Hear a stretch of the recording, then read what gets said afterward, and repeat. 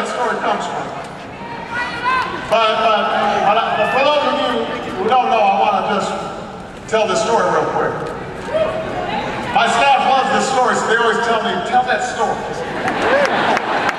But it bears on what's happening with healthcare today. This back at the beginning, when I was running for president, nobody thought I could win. Nobody could pronounce my name.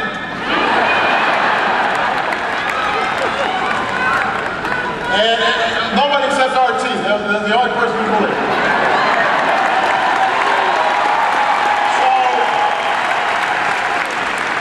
So I went down to it was right at the beginning of the campaign. I went down to South Carolina to a legislative conference where I was supposed to be one of the speakers. And I was sitting next to a state representative there. Nobody was that excited to see me. But I really needed some support and endorsements because South Carolina was an early state. So I said to this state representative, will you endorse my campaign? And she looked at me, she said, I'll endorse your campaign if you come to my hometown of Greenwood, South Carolina. So I had some wine and I was feeling kind of desperate. I said, yes.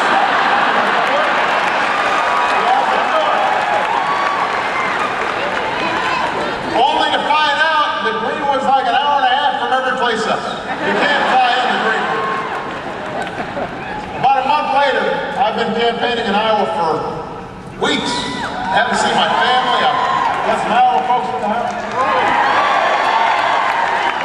I'm exhausted. I get into Greenville, South Carolina about midnight. I get to my hotel about 1 o'clock. I'm dragging to the hotel. I'm carrying my bags, ready to hit the pillow, and suddenly my staff says, sir? I said, what? I said, sir, you have to be in the car at 6:30 tomorrow. In the morning. I said, why is that? They said, because you've got to go to Greenwood like you promised. Next morning I wake up and I feel awful. I feel terrible. I'm exhausted. I stagger over to the window to pull open the blinds. It's pouring down rain outside. Terrible day. I go out and I get some coffee and open up the newspaper. Bad story about me in the New York Times.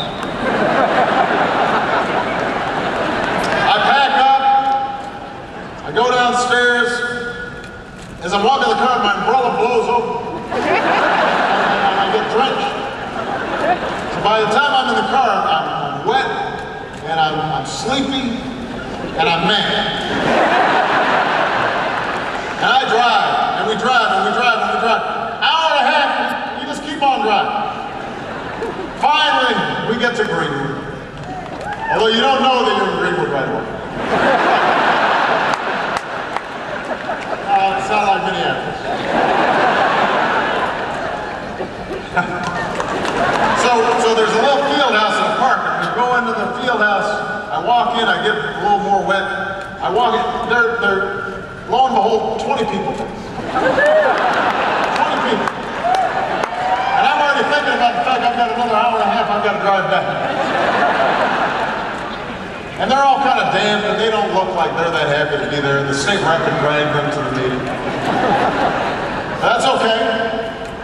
I have a job to do. I'm running for president. I shake their hand. I say, how do you do? What do you do? Nice to meet you. Suddenly I hear this voice shout out, fired up! And I almost jump out of my shoes. But everybody else acts like this is normal. They all say, fired up. Then I hear this voice, ready to go. And the people around me, they just say, ready to go. I don't know what's going on, so I look behind me. And there's this little woman there. She's about 5'2", 5'3". She's maybe 50, 60 years old. And she looks like she's dressed for church. She's got a big church hat. And she's just grinning at me, just smiling. And she points at me and she says, fired up!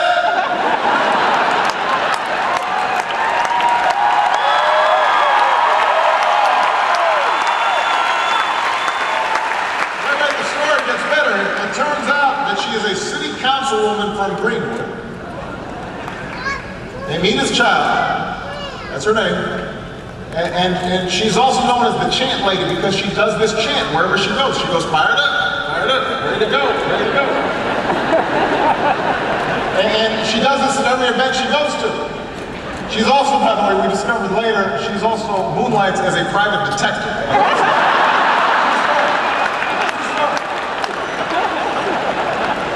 But she's well known for her chant, so for the next 5 minutes, she starts chanting. She says, fired up, everybody says, fired up, ready to go, ready to go. And this just keeps on going on, and I realize I'm being upstaged. And she's getting all the attention, and I'm standing there looking at my stand, and they're shrugging their shoulders. But here's the thing, Minneapolis. After about a minute, maybe 2, I'm feeling kind of fired up.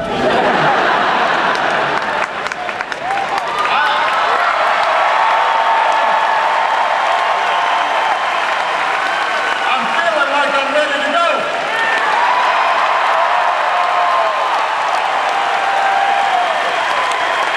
And so for the rest of the day, every time I saw my staff, I'd say, are you fired up? They say, I'm fired up. Are you ready to go? They say, I'm ready to go.